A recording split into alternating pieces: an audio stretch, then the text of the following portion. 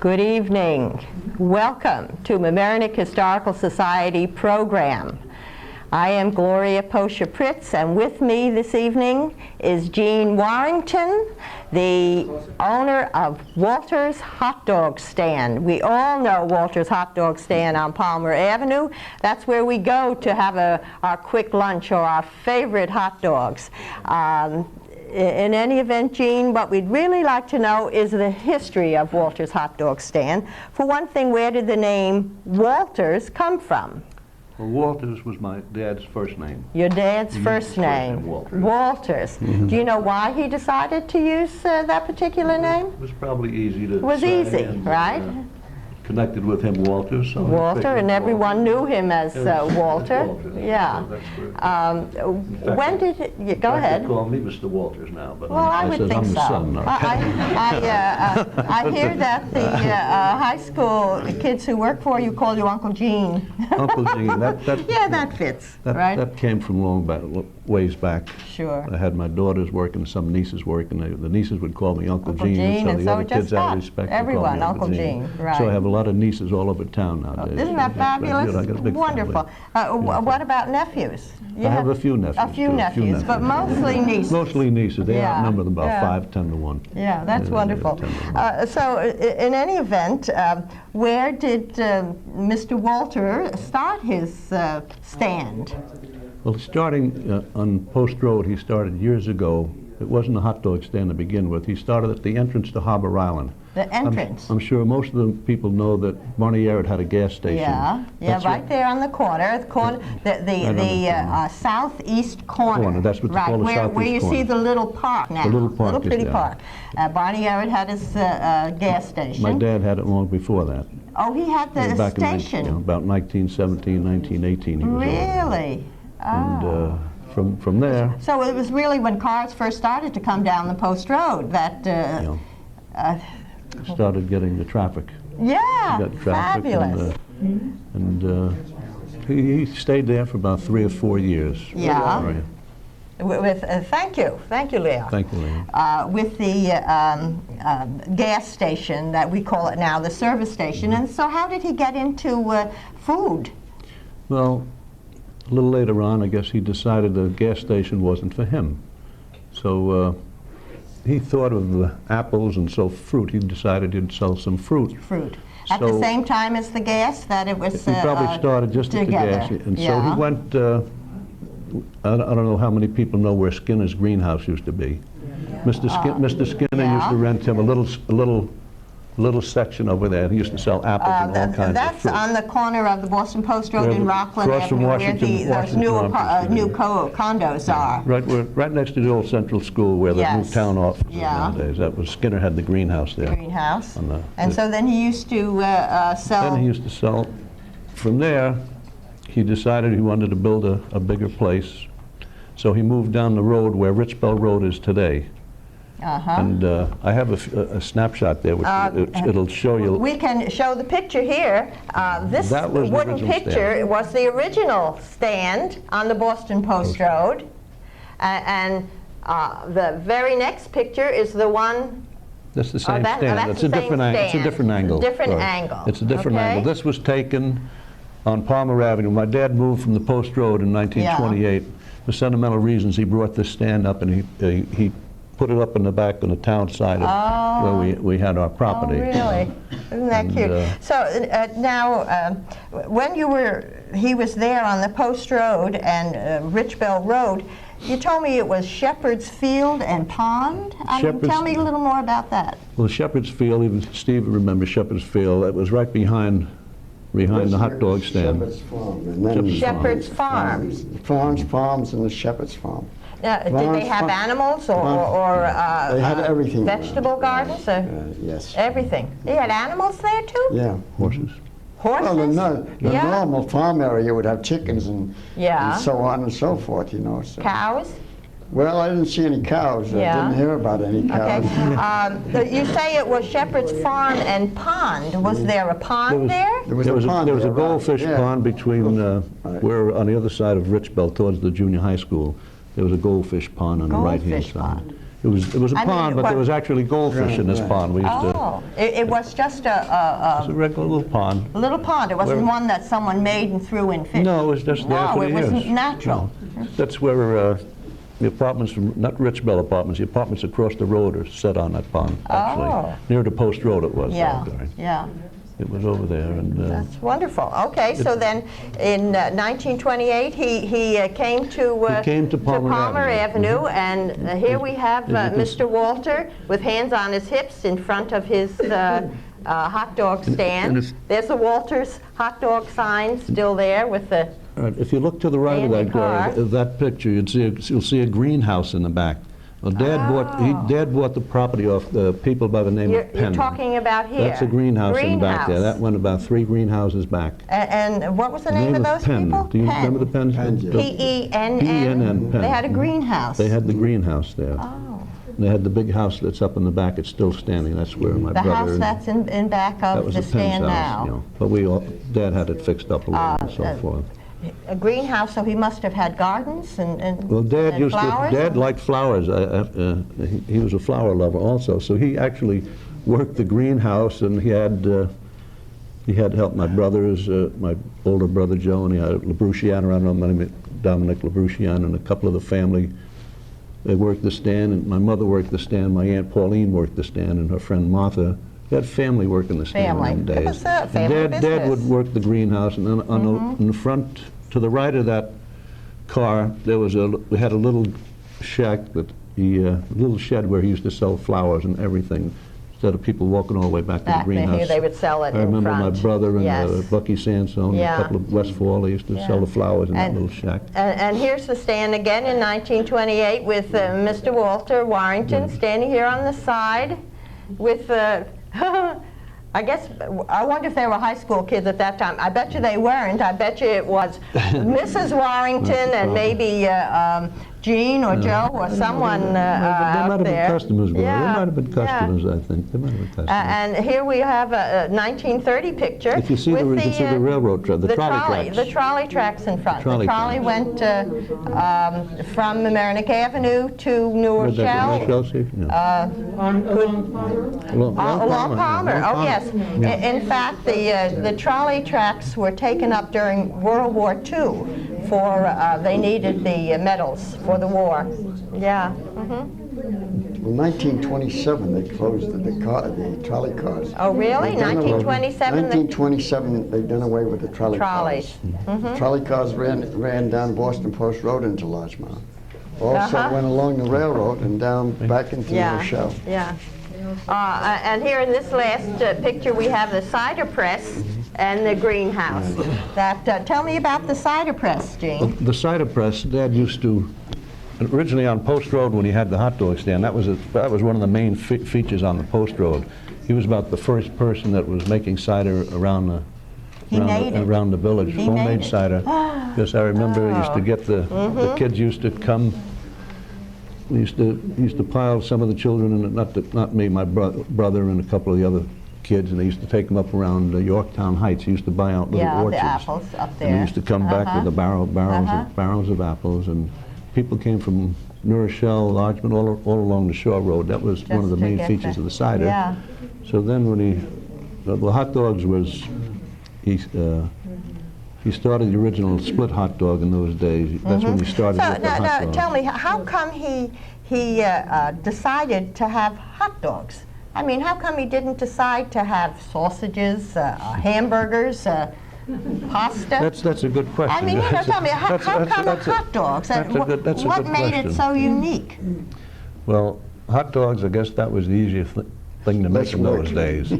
He had sandwiches years ago, but he got away from the sandwiches because if you didn't sell the sandwiches, they used to wrap them in wax paper in them days. You didn't make them fresh, you know. And, the hot dogs seemed to go over good. He decided he'd do something unusual with a hot dog, but everybody was, I think Nathan started in 1960 in Coney Island. They were selling the whole hot dogs, and everybody loved. That was 1960. 16. 16, yeah. Okay, Nathan started fine. in 16. All right. There's a lot of places selling hot dogs, whole hot dogs, so he wanted to do something different with a hot dog. So he decided that he would get a hot dog specially made for grilling. If you get a hot dog for grilling, you can't use it for boiling because something, the boiling will take away the flavor. And Gene, didn't they curl up a little bit and your father cut the ends? Well, yeah, I'm getting to it. Well, in them days, he used to get the hot dogs delivered in the barrel in the links. And I remember as children, we used to watch my mother and cut them from the links. Cut them in the different links, yeah. And they didn't make them too straight. They had a little curve to them in them days. So what he used to do to cut them, he would, with the curled up end, he'd cut about an inch from each end, so to break that. Then he'd split it down the middle, cut another little split on either side, turn it over, and it wouldn't curl. And that's the best way he could cook those hot dogs in them days. And he had the trick of it. Nowadays, the hot dogs come straight. You don't have to put that little extra. You save a little time. The girls take the shortcuts now. They just don't take and so forth like that. Then he decided that, well, he toasted the roll. He toasted the roll with butter. And he put a little extra care and effort into it. And the mustard, I was told by Margaret Riccozzi, she used to work for Dad years ago. She's Margaret Riccozzi. She's Johnny Carruthers. In fact, Grandma O'Neill, who used to live up in the back of the stand over there, was related to her. Anybody remember Sergeant O'Neill in the village? Yes, a policeman. That's where his Very parents. definitely. His parents were. Related to Grace O'Neill? No. So the mustard, where'd the mustard Margaret come was from? telling me Dad in those days, he used to make his own mustard. He used to get mustard in I don't know what it was, Gouldens or something. I mean, what do you make mustard out of? Well, you know, you ever go to the Chinese restaurant and they give you a little dish with the mustard? Yeah. Hot mustard? Yeah. Well, they get that from the cans, the Gouldens, but you can make it strong, you can make it weak. In them days, Margaret was telling me he used mustard, a little vinegar, and he made his own mustard. Yeah. Then after a while, she told me that he got too much of a job to make it, and then some companies came out with gallons, and later on he used a Dusseldorf mustard. It used to come in the barrel, a German Dusseldorf barrel. And when we moved to Palmer Avenue, I don't remember doing it on Post Road because I was too small. I didn't know too much. Yeah. But when we came to Palmer Avenue, Dad used to get this mustard in the barrel.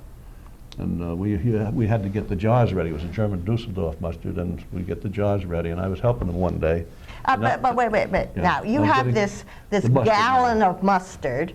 How do you get it out? You just scoop it out, or was there a spigot and you pour it out? This is the hard part. Yeah, you know. Well, no, the gallons had a wide mouth about 3 inches, and he had a spigot. It didn't have really a spigot in them days. He had an opening in there.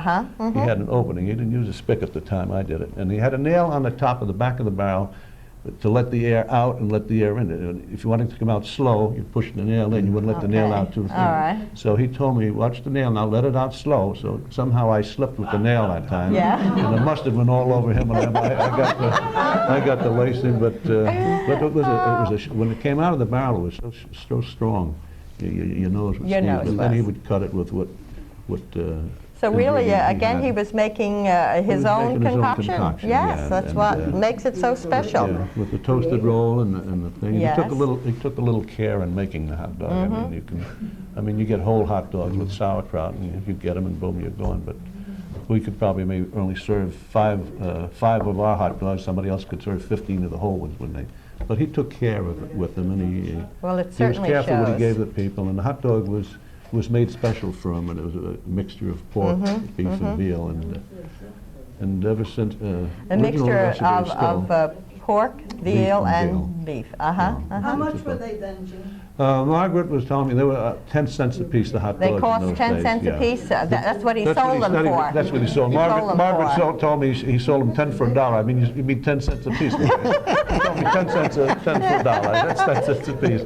Then the drinks at that time were a nickel a piece. Was it Coke or lemonade I don't know what it was. cider? They used to have fresh cider. Cider. Used to sell cider. I don't know what other sodas they had in those days. They had orangeade. I remember orangeade. Yeah, because we didn't have very many sodas around. You charge a nickel, and sometimes the kids would be broke. You'd give it to them for 3 cents. I would think, He said, give it to them for 3 cents. Then he had the cider over there. He used to sell it for $0.25 a gallon.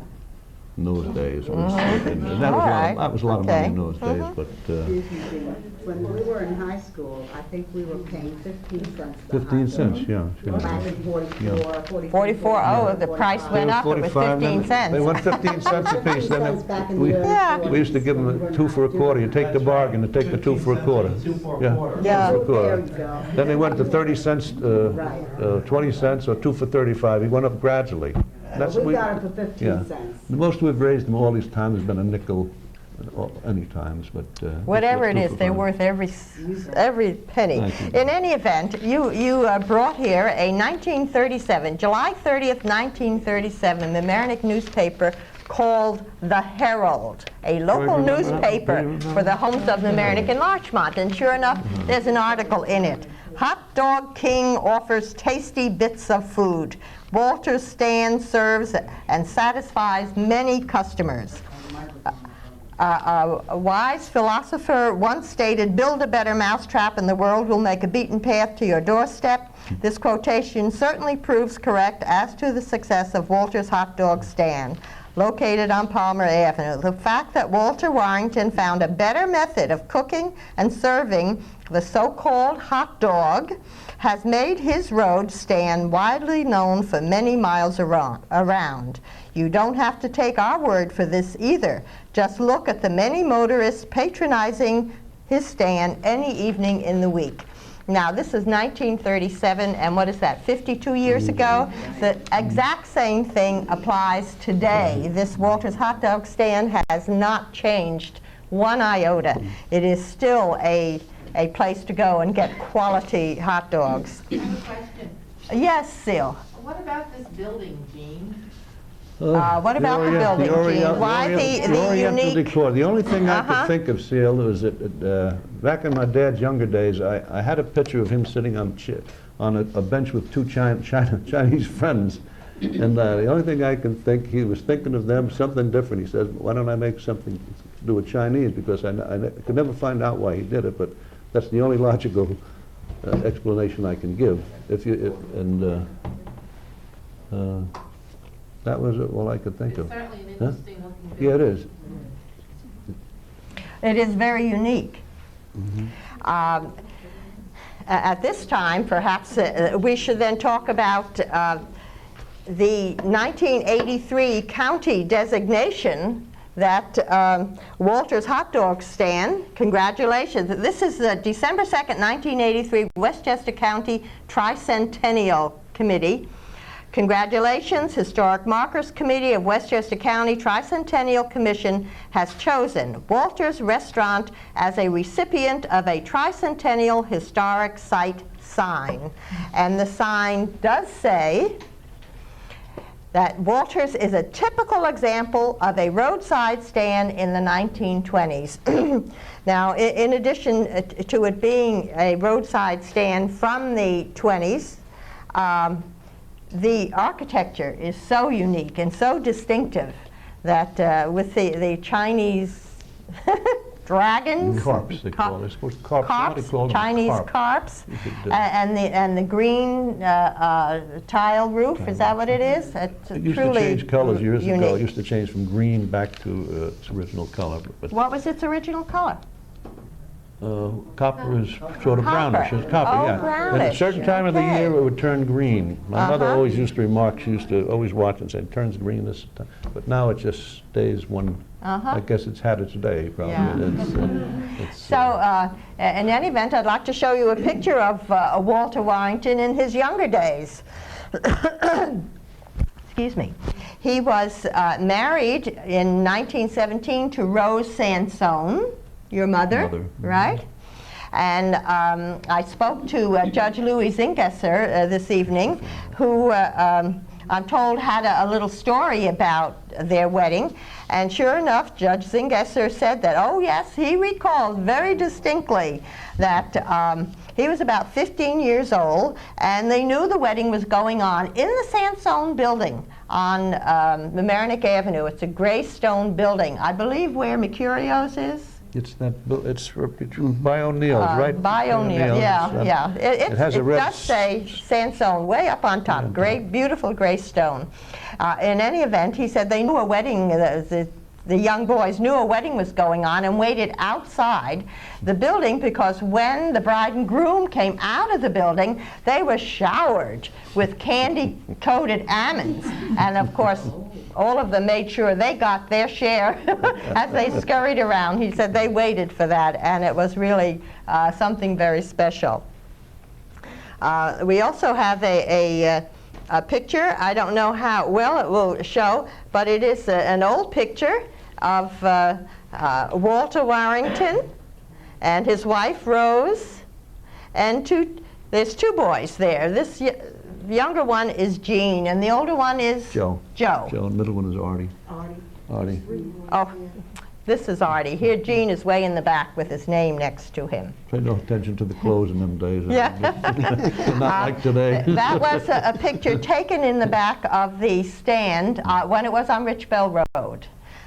You can, I don't know whether you can see, but this is Regano's garage across the street on the Post Road from Rich Bell Road. Then we do have another picture of Rose and Walter doing some cooking in the stand. And sure enough, it just seems to me that this then was a typical family business where the husband and wife worked at it, the children grew up working at it. Do you remember any particular stories outside of that mustard incident? Maybe with one of the other boys? Well, with the boys, well, Dad was, when he put the counter on, when he first came to over in Palmer Avenue, 28 and 29, the children used to have it of sitting on the counter, so forth. So on the counter, he had an iron, you have this iron strip molding. All around the counter. He would tell the children, please don't sit on the counter. He had a little electric shocker hooked up to that. So after telling them once or twice, they didn't do it. All the person used to reach under the counter and shop up there. That was one. And then beside that, he used to have a monkey on a string. He did. He used to be on the right hand. So it was a fake monkey. Oh. It was a fake monkey. And he used to have the tail of the monkey wired. The whole tail would have the electricity going through it. He had a sign, please don't pull the monkey's tail. Right? So if you tell somebody, please don't do it, they're going to pull it. And they'd pull it once or twice and say, oh, look how this is going. For the first time, he wouldn't do it. And they'd let somebody else do it, a friend of theirs. He'd give him the shock. He'd ask the other person, what's the matter? And, yeah, he was a trickster. But the other trick, little jokes that he used to have years ago, he used to stay open until about 12:30, 1 o'clock. He used to get the crowds. At night, midnight. Get the crowds from the beach clubs, the yacht club. They all used to come. They used to tell Dad, make sure you stay open. I remember we sleep sitting under the stove. We had a big stove, waiting. We'd fall asleep. It was warm under there, and they'd come over, and Dad had what you call rubber hot dog. He had a whole hot dog, but he used to cut it in half. He used to use the other half to put in a roll and tease somebody tease him, right? So these people would come and they'd give my father the high sign. We got somebody new here who wanted to try the hot dogs. We told him how good they were, So he would fix it up and put it and wrap it and put a little mustard on it. Then hand it to the person. This one fella, he was chewing along. They were chewing theirs. They said, isn't it delicious? And not to say anything that weren't any good. He said, yeah, this is good. All of a sudden, he chewed it in half. Rubber hot dog. They all get a kick. They all start laughing at him. And, that was one of the big jokes that Dad used to pull with some of these guys. Nowadays, if you try to do that, you'd be sued. So you can't do that. We can't give out any more rubber. It's a different age. That was on a trick side. Where was your father originally from? Dad, he came from Italy. Dad. He came from Italy? He came from Italy, yeah. How come a name Warrington from Italy? Well, that's a secret. We don't tell anybody. Oh, well, that's all right. There's nothing wrong with that. That's like a secret formula with the hot dogs. Yeah, sure. But he was raised with people by the name of Warrington in Delaware when he was a little child. Oh, I see. And he took that as a business. In Delaware? In Delaware. And years ago, when he did retire, somebody came up from Maryland and Delaware and told him there was a farm for sale down that area. There was in the early 50s, and that's when he decided he would call it quits, and he always loved the farm and so forth like that. And that's where he retired to when the boys took over. We took over in the late 50s, and Dad he stayed down. And you have continued the stand exactly as he had it. I mean, if it isn't broke, don't fix it. I mean, is that theory or what else? When Dad had it, we didn't have French fries, we didn't have milkshakes. All we had was the cider, the ice cream. We used to have ice cream cones and hot dogs and the drinks. But then when my brother and I took it over, we added French fries, we added milkshakes, we added ice cream machines. We make our own ice cream and Italian ices. You do? So we have I didn't show you that room in the back that day. No, you didn't. Yeah. So we make the homemade Italian ices and ice cream and so forth. About how many hot dogs do you sell a year? A year. Approximately. Go by, how many a week? Go by, well, you can go 7, 8, 9, 10,000 a week. 9, 10,000 a week? You can go. Years ago, you didn't do that many, but nowadays you can do that. Hope there's nobody from the IRS out there. I'm going to be in trouble over here. But, we sold them, but as we sold them, when the family, I had my daughters working, my nieces, the Avada girls, and the Warringtons and so forth. But here from Mamaroneck, children from Mamaroneck, I see 3 people sitting out in the audience. Mary Linez, her 2 daughters work for me. Your new secretary back there, Mary LaJuice, Celine Turrell, her and my 2 daughters are back there. Well, I mean, you're Uncle Gene to half the village. That's wonderful. Yes. The kids, I have to thank all the kids in the village for carrying on the name He's of a Walter. good uncle. Without them, Right. well, they did all the work. You taught them good how to work, you mothers. I appreciate it. One of the things I'd like to now bring up is all the postcards Walter's Hot Dog Stand has received through the years. I mean, this old decrepit book is just from the 1920s. And I'd just like to I've got these little white things you might find. Yes, I do find them.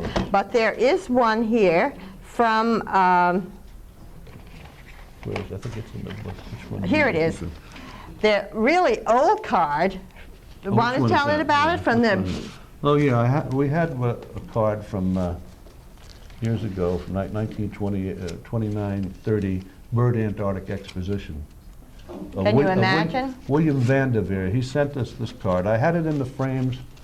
Where did I put it? I had it in the frames upstairs in the attic in the hot dog stand on Palmer Avenue. It was in a small space, a special frame. And raindrops somehow leaked through the copper roof, went onto this frame, and all the writing and everything got blurred on it. And it ruined the best card that I had treasured.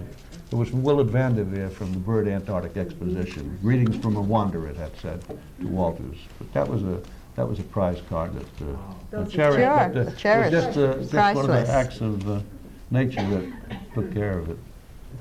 And sure enough, we have a card here from China. These are cards from the 1920s and early 30s. Excuse me, Jim, you have a wealth of treasures there, really. They're priceless. I have about 4 more of these old books. Here's one, 1935. Walter, of all the dogs in America, I can't seem to find any as delicious as yours. Let's read a couple of others. Yeah. The clear ones for you. We've had Franks, and we'll tell you frankly that these Franks are not so swanky. So as one, we all agree that Walter's Franks just can't be beat.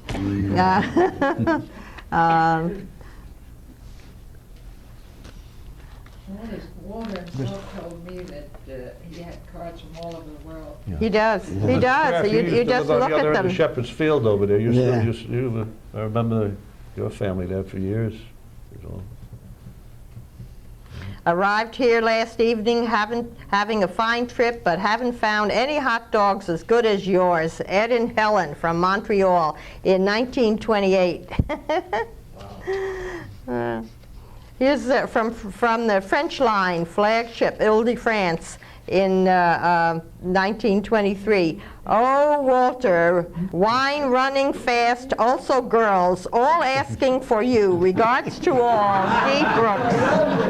So, I think Walter had to, I like that one, This is from Berlin, 1925. We have learned that in all the world there are none as fair nor as beautiful to the taste as the good hot dogs. Till we meet again, Ruth and Rose. The entire book is just full of them. This is from Paris, 1928. Dear Walter, this is the best watering place of the French, but try and find anything as good as your hot dogs. I will tell you the dogs. I will see you the day I arrive home. That's Bob Moody. Those are impeccable credentials. Oh, definitely. 1929 from Cuba. No dogs like yours in all. Oh, this is from Russia. No dogs like yours in all of Russia. Am anxious for some real ones. Bert, Ruth, and Rose. So that we just have from throughout the world, people just absolutely loving Walter's hot dog stand. And of course, we all agree. Gracie Pugh, how's about us seeing your picture and hearing your story? Gracie has drawn a gorgeous picture of Walter's hot dog stand. That's beautiful. Absolutely beautiful. That is beautiful. Look at how the Chinese carp are embellished. She even has the tricentennial designation here. That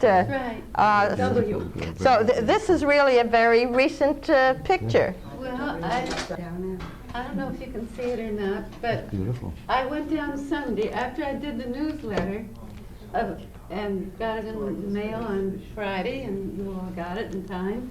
I decided to spend Sunday at Walter's hot dog stand. So I went down about 11 o'clock in the morning, and it was all closed up, and I stationed myself in the car, and I started to draw. And then the program started.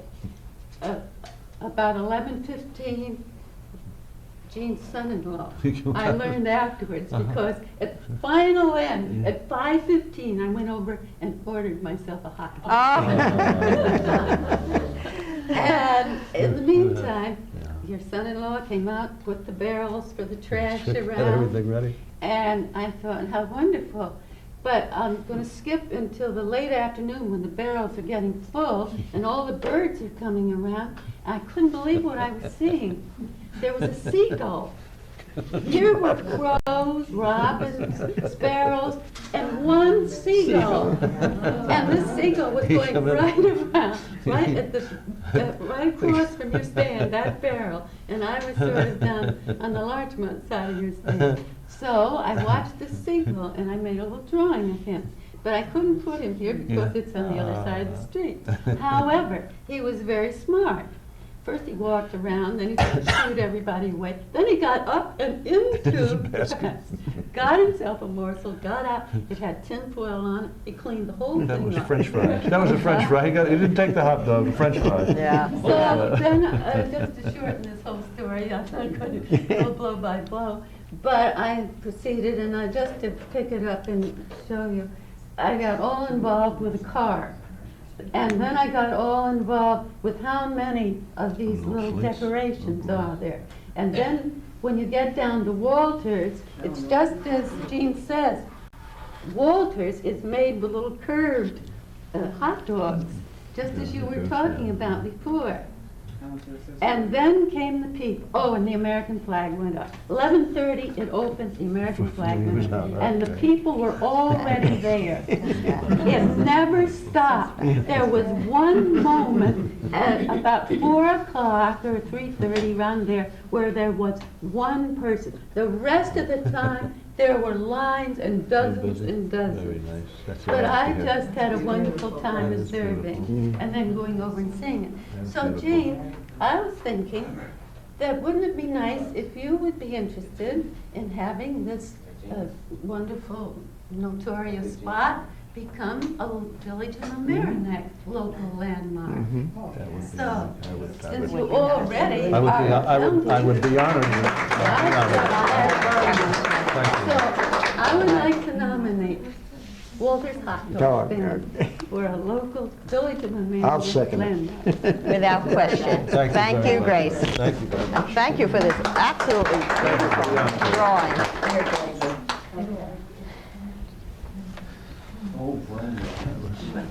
That was What beautiful. more do I need, right? Yeah, That's it. yeah. it. Gina, I just wonder at this time, maybe we could take by surprise your wife Gloria and ask her how she likes being associated with Walter's Hot Dog Stand. Uh-oh. She doesn't want to come. She's very bashful. But, She's very bashful. She works very hard. She worked in her day. Oh, yes. She did work hard. And your children, what children do you have? Christine and Jean. Jean? Christine. Stand up. Christine. Stand up. Stand up, Jean. Yeah. Stand up. Christine and Jean. Yeah. My son-in-law, Matt, in the middle. Oh, and Matt, My your son-in-law in the middle. Matt. Okay. Wonderful, wonderful. Camera, get him out right. On camera. Okay. Your girls grew up working in the... They grew up working. Did they call you Uncle Gene also? My daughters, I don't know what they call me. I don't know really what they call me, but Yeah. they worked good. I think. Slave driver. Slave probably. driver. Slave driver probably, but they worked Yeah. good. They did their share. My wife wants to say something. Yes, Gloria. I think he didn't mention during the war, I believe in 1941, Yes. when his mother and I think Aunt Polly carried out Yeah. when Dad went to work at a defense plant up in Connecticut. Dad worked up in Allentown And how during hard the it war. was to get the hot dogs, and Yeah. I think he can tell you the story. Oh, tell Yeah, us about that. That's very Yeah, interesting. that was during the war. Dad, During World War II. World War II, yeah. Dad got a job up in Allentown up in Connecticut. And Mom and my Aunt Polly and her friend Martha, they worked the stand. In them days, the meat was rationed.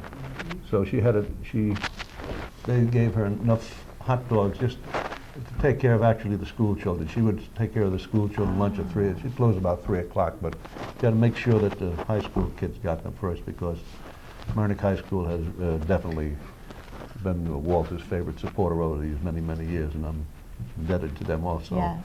And she took care of the children during the war, and Isn't that Dad wonderful? worked up in Allentown. It was after the war that Dad stopped making cider. We didn't make cider anymore because after the war, things had changed and couldn't get help, and so he sold the cider press after that. And, but he had the fella he sold the cider press to used to make cider for him, and he made it up to maybe the late 60s.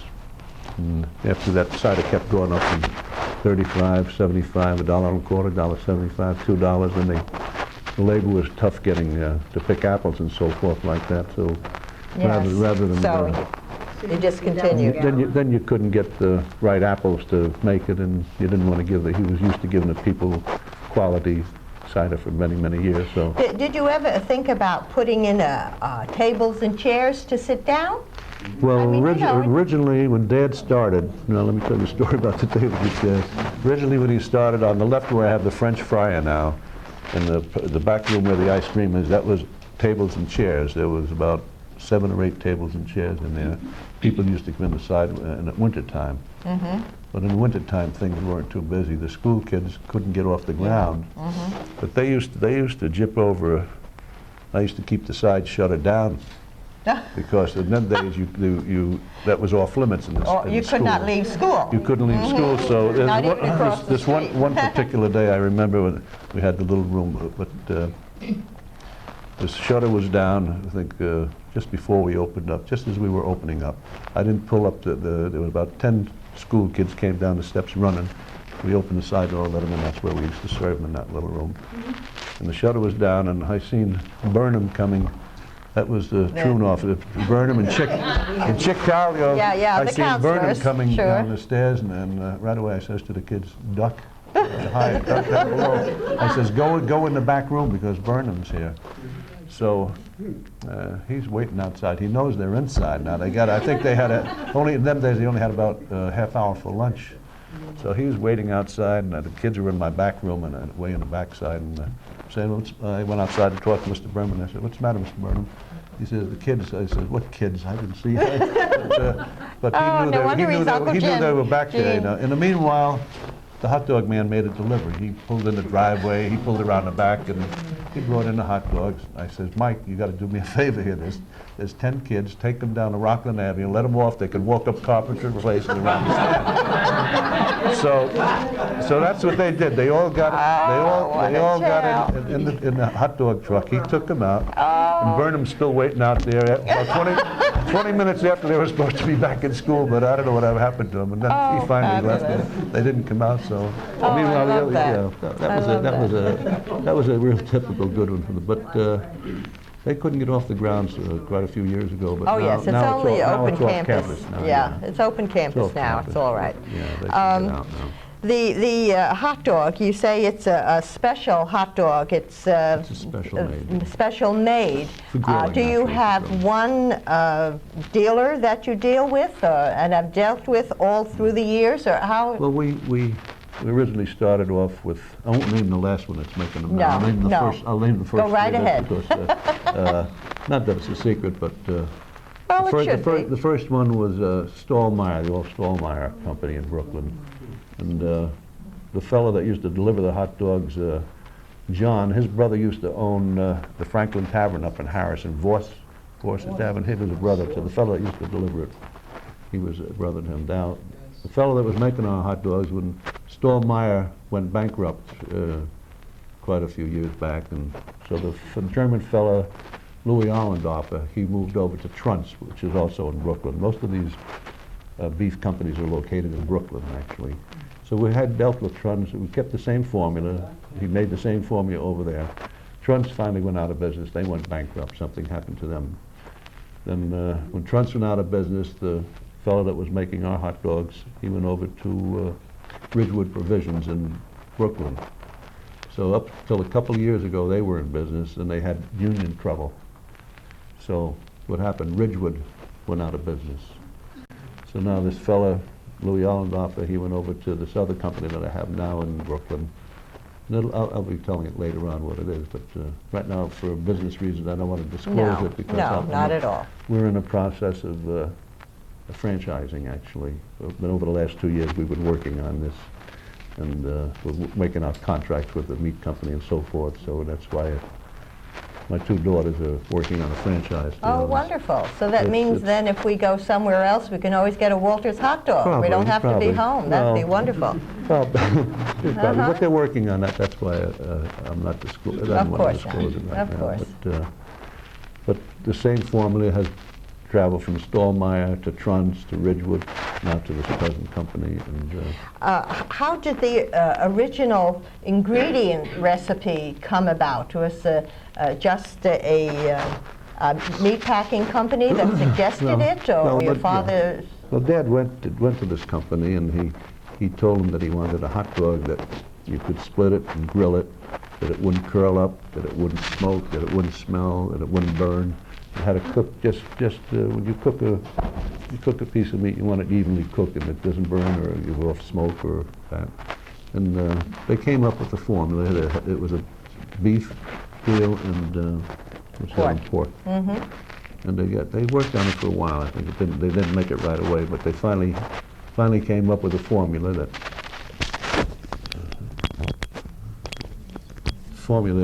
worked that way. So it took a while, but it's still the same formula that originally in 1919. You know, and it's wonderful. It's been working all these years, so. Yeah. I have, now I'd like to just ask you about something else. I know in the back of Walter's, there's this great big, huge, long thing that's covered that I have a feeling is a fire engine. Will you tell me about that? Gloria, you are right. That is a fire engine. Actually, That is a fire engine. This fire engine belonged to the village. It's a 1927. It belonged to the village of Mamaroneck. I belong to the Hook and Ladder Fire Department. Yeah. And I missed a couple of meetings way back when, and I understood that the Hook and Ladder was for sale. They were selling the Hook and Ladder. Okay. And How long ago was this about? I forget when that was. It's quite a few years. I think over 20. Wasn't it over The the 50s? 50s? Somebody would remember. Jimmy probably remembered. So okay. I heard about it and I said, gee, the fire engine. I got a lot of room here. Maybe and I wanted to keep it in the village for sentimental reasons. I said, gee, it's a nice replica. I used to watch it when I was a kid. We used to live on Prospect Avenue, Battle of Prospect Avenue, and I used to watch the Hook and Ladder all the time. And I called up the village manager at that time, was McDonald. I think it was McDonald, yeah. So I said, Mr. McDonald, I hear you have a fire engine. Are there any bids on a fire engine? He says, well, I have a bid of $100 here, but the fella didn't give me a down payment or anything like that. Oh. So I says, I have a check here for $150 if you want it, I could bring it up to you. Oh. So he says, you have a check, bring it right up. So I brought it up to him, and then he says, where are you going to store it? You're not going to store it in the village, are you? I says, I'm going to store it behind my hot dog stand. Fortunately, part of our property is in the town of Mamaroneck, part is in the village of Mamaroneck. So don't you think the day, he says, well, as long as you don't store it in the village, the day they delivered the fire engine, who's riding up in the front with the, I forget who brought it down that day, I think it was Eddie, I can't think, no, Shakolinsky. Ed Shakolinsky brought it down that day. He rode the front part. Who rode the back end? I can't remember who rode the. Was it Johnny Tripico? It might have been Johnny Tripico. Okay, yeah. But he came down and he says, where does your town property begin and end? Unfortunately, in them days, Dad and Mom had property. We had property. His property almost went to Richbell Road in the back. And when the school needed property years ago, they took that property. They condemned it. They needed it for the. They were going to put a building there, but they never did. Yeah.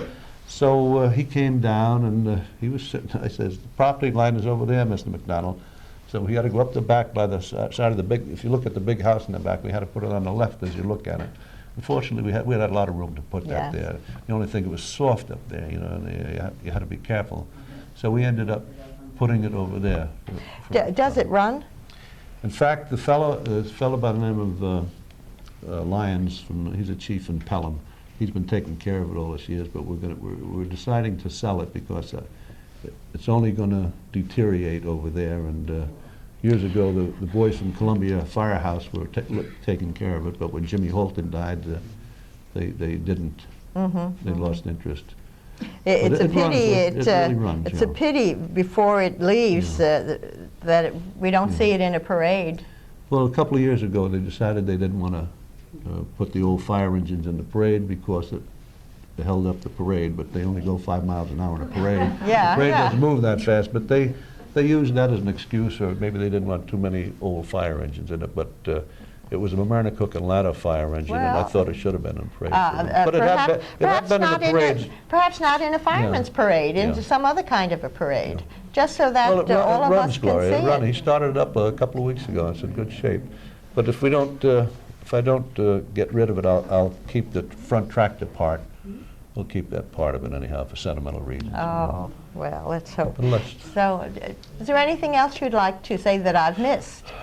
Nothing for him moving from the Boston Post Road at the time. Well, the reason why you moved from the Boston Post Road to Palmer. The Palmer Avenue in them days. Well, Dad, he was building. First of all, the fellow that owned the property, Mr. Petticower, and he saw that Dad had, when he first started to now, he was really doing good. Business is going great. So naturally, when a landlord sees your business is going up, up goes the price, right? So, so Dad says, the heck with that. So Dad had, in fact, I have the blueprints home. He had a foundation built. He bought a piece of property up on the left, going up towards Mamaroneck, a little further more. And unfortunately, that happened to be the spot where the Mamaroneck Junior High wanted to be built. So they came along, and Dad said, no, we need this property. He had the foundation and everything in it. And the school needed the property, so he had under condemnation, or whatever it was, he sold it to them. And at the time, the post road was being torn up. 1920. Yeah, was being torn up. So Dad, 1927? Well, 1920. Uh-huh. We're building the Going up post road, later. yeah. So Dad figured, well, Palmer Avenue, there's nothing over there, and how he negotiated with Penn. Penn had the greenhouse, and it was opposite Mamaroneck High School, and he figured that would be an He ideal, had built-in built-in customers, yeah. So he finally ended up over there, and then there was no houses there. The only house on Palmer Avenue going towards Mamaroneck on that side was the one where Hank Sheridan is living now, that big old house. Hank, On the hill? From Palmer Avenue? Yeah, and from the right of the, going towards Larchmont, the only houses there was Sergeant Bone and Scapatese used to live on the other side of Blossom Terrace. There was no houses at all. The only thing on that side was a junkyard, a fellow by the name of Goldman's Junkyard. I don't know if anybody remembered. Yeah. But those houses right by the stoplight on Richbell, coming from Richbell to Palmer Avenue, those houses, they're built on top of a junkyard over there, old cars and so forth. But it was all filled in and everything, but that was a junkyard during the war. After the war, my brother Artie and I had bought that property off the old fellow by the name of Tony Laguadari had bought it off Goldman when he sold it, and Artie and I had bought that from Tony. So we had that property, and connecting with Dad's up to Palmer Avenue. So you There was had only a bit of front little strip. piece that belonged to Affinity and Morrow there, but then the school came along. And Having all of that property, you think that Dad would have thought, well, let me enlarge it, the business. But I guess it was just a He was good satisfied. he was satisfied. It was a family business that the family could work at and control, and fine, that's wonderful. He was making a good living, and he did what Yes. he wanted to do, and he didn't have no desire. No sense in In fact, expanding, years that's ago, I right. remember many of you, Switzy, what's his last name? Switzy? Yeah, he's on the plumbing. Yeah, what's his, DeMario, Joe DeMario. Yeah, he had, about 30 years ago, he says to my father, why don't you franchise? In fact, he had told him 30 years, why don't you franchise? There's nothing around in them days. And my father said, I got enough problems here, you know. Yeah. So Dad didn't, he was contented what he had, and he was happy to go back to the farm once my brother Artie and I took over. And, my brother Joe had been out of the business, he was on his own, but Artie and I took over. Dad retired, and then Artie got out of business about 14 years ago, and I carried it on, and that's where it is Is today. Dad still living? Dad died in 1980. 1980. Yeah, he was 89 years old. Oh, my. Then my mother, she died in 83. She was 89 years old. They had good lives. Good and lives. Good genes. Yes. Good, very Yes, good. And they, wonderful, wonderful. they were good Does parents. anyone have any questions to ask Talk Gene? about the Shepherds at Lake by Shepherds. Now that the school had an aquarium that Mr. Wright ran on the 4th floor. Mr. Wright was the science teacher in the Mr. Wright. junior Yes, high. right. And we used to go and get the water for the fish pond upstairs in that lake. In that lake, If right. you were a good student, you had the privilege privilege. of going and get Go the there? water. With a 5-gallon, so 2 guys would carry a 5-gallon drum, would get it. You would get the water from the fish Little From pond? the fish pond. to bring Why up would his you would- fishes. Oh, for his upstairs. fish? Oh, sure. Oh. You had to get it from the lake. Well, Yeah. And then later on, but that was a golf course. Yeah, a driving range, that's right. A driving range or Football a... there, the Dodgers, Football. and they played the first night football game in Westchester County on that field.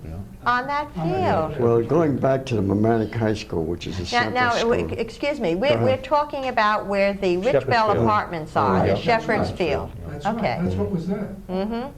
In fact, they wanted the school to buy the land for a football field, but the school School didn't didn't want want it that. for No, some reason, and the apartments went up. yeah, Well, that's what I wanted to talk about. The central school was the high school. yes. And the that's where second they school. played all their football. Joe Fairless, Jimmy DeMando. You mean the high Well, school played it on that Played on that Shepherd's Field? right. Joe Fairless, Jimmy DeMando, Sam Coles, Billy O'Connor, Bill Gaines, all of they were in their 20s. Mm-hmm. You didn't get out of school until you were about 20, 21 years of age. You know, yeah. Now this is when the high school was at 740 West Boston Post Road, the current town center. Right where the town center is, yeah. Yeah. And then Mamaroneck All-Stars played their football games there. And they wanted to buy the piece of property, and the piece wasn't for sale. But going back to recreation, they wanted to bring a barge in and have a recreation area and basketball in this big barge. And then they decided that they didn't want to go. You mean a big barge in the... Bring a barge from the outside, big barges, you know, carried sand and all that, you know. Yeah. And in the harbor. Right, they wanted to rehabilitate something like that and form a club, the Mamaroneck All-Stars Athletic Club. Wonderful. And that's when they wanted to get Shepherd's Field, but at that time Shepherd's Field wasn't for sale. But that's where all your high school games, which is...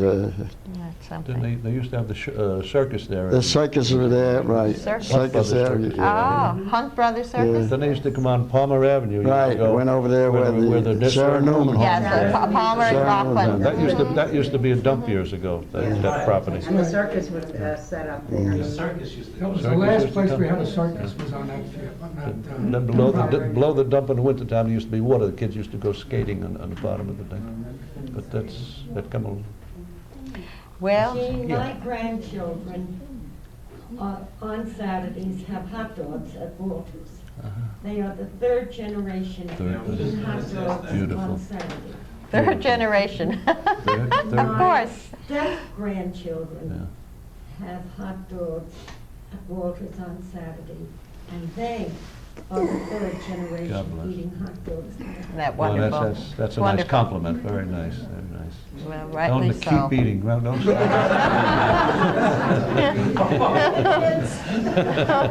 Gene, they freeze very well. I have some in my freezer. How do they taste out of the freezer? Put them in microwave, probably. That's a lot of people take. In fact, I have a few people that take them to California. I said, "You want them raw?" And they said, "Cook them partially cooked." I said, "What are you going to do with it?" They put them in a microwave, and they said they taste all right. And it just heats right up. Well, Jean, do we have any other questions? Is the stand open 7 days a week? 7 days a week. 7 days a yes, week. Except holidays, Christmas, New Year's, and so forth. During the week now, the children go out at 11 o'clock, so we have to be open at 11. Saturday it's 11:30, Sunday it's 11:45. And what time do you close, In Jean? winter time, about 6:30 now.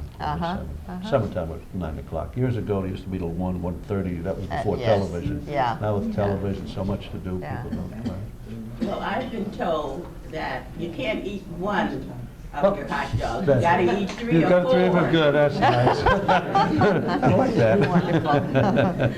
Gene, I met Very you down nice. in the Bahamas a number Yes, of years ma'am. ago. That's right. And I was just wondering, do you plan to open up a hot dog stand in Freeport? I don't know, that's a good idea, man, I don't know. Why not?